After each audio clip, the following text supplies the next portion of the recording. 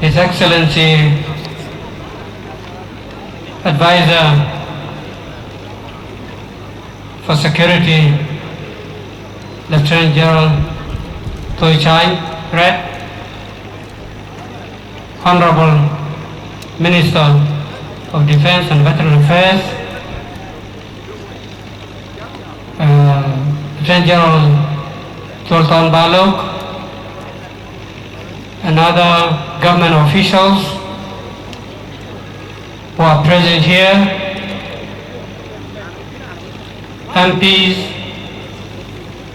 and other dignitaries, and all protocol observed. Not to forget my important boss, I was almost forgetting him, my comrade General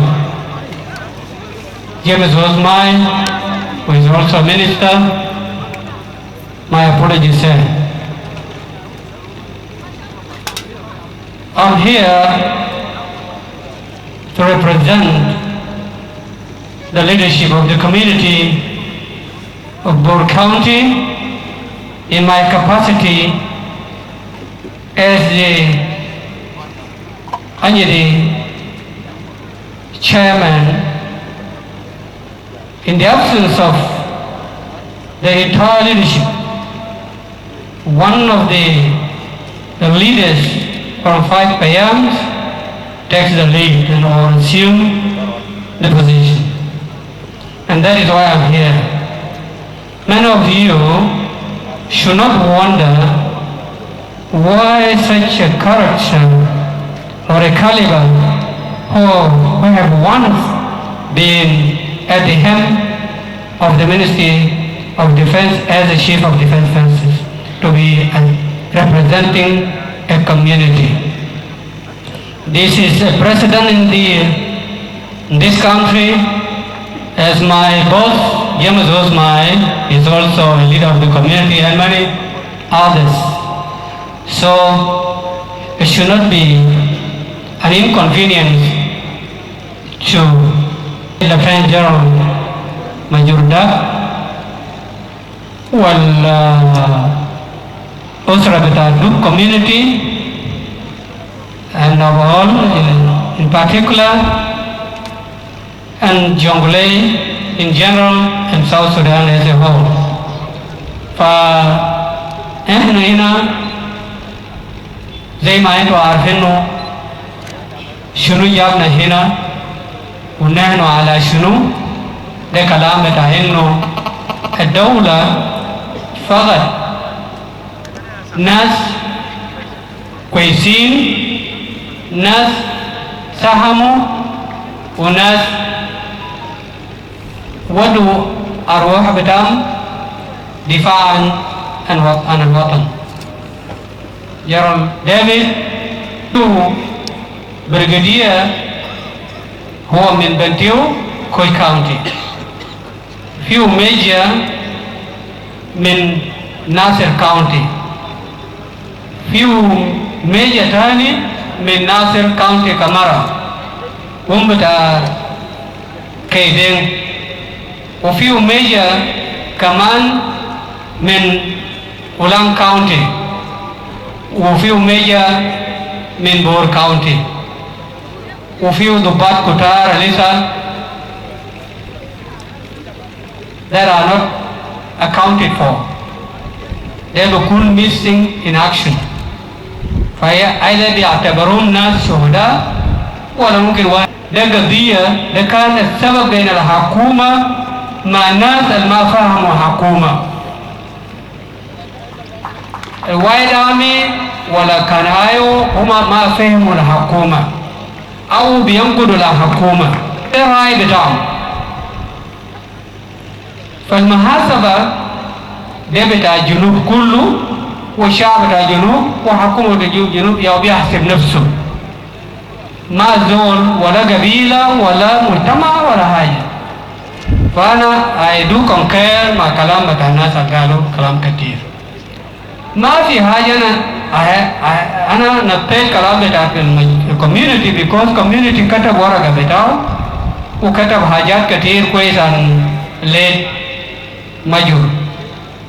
ما بخلينا تاني نكون وحدة بتاعتنا. أنا بقول مشكلة بتاع ماجور الموت بتاع ماجور مع أصدقاء بتاعه وكومريد بتاعه في الناصر ده مرحلة تاريخية. It's a historical phase and ممكن نحن we should capitalize on ونقدر نخدم المشاكل الموجودين فيها لكن بصورة عقلانية ما بصورة بتاع انه انا بحب فلان ولا ما بحب فلان وما بصورة بتاع انه انا opposition ولا انا ما opposition. ده interest بتاع الدولة. فده انا عايز اعيد او نزيد كلامي لكلام بتاع اخوي اتجواب. ممكن اي زول له مشكلة بتاعه خاص. أنا عايز أقول إنه الموت بتاع ماجور مع إخوانه هو يكون بداية بتاع تقدم، بداية بتاع سلام الجديد، لأنه سلام الفات بقى عنده عرقلة. فالسلام الجديد اللي بيجي قدامنا ده ماجور بغسله بدمه مع أخوانه. كلنا ناس واحد عارفين بعض. شجاع أو شجاع ما بتاع زول ولا بتاع راجل ولا بتاع منو، ده كو بتاع ناس زول هاي مرة ممكن تكون أشجع من راجل. إجانا صغير ممكن يكون أشجع من زول كبير. فالشجاع اللي أنا لقيته من أسرة ده الشجاع المثله كومريد ماجور، لأنه كومريد ماجور في وقته هو كان في حالة صعبة قدر يتحمل كل الضغوط وما قدر يغير كلام من كلامه ولا حاجة صغيرة.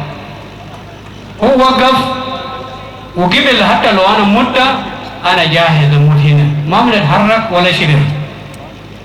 فده كلام تمام. ربنا معكم. ما يجيب تقسيم، ما يجيب تكتل، ما يجيب اتهام فلان عمل وفلان قال.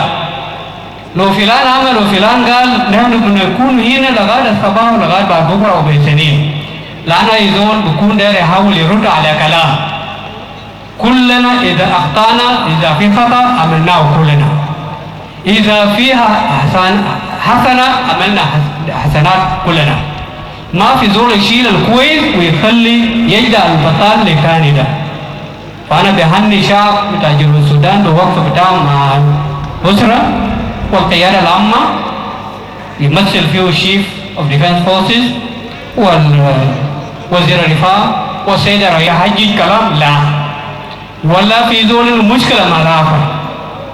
نحن كل الشعب بتاع جنوب السودان ونحن مع أسرة بتاع كومريد ماجور في وقت ده. وحتى لو في فضلات من كلماتنا ما يكون مشكلة كبيرة وما يكون جرائم عشان ياخذهم كأنه فلان بيستهدف فلان. لا، أنا بقيف هنا. ربنا يكون معكم.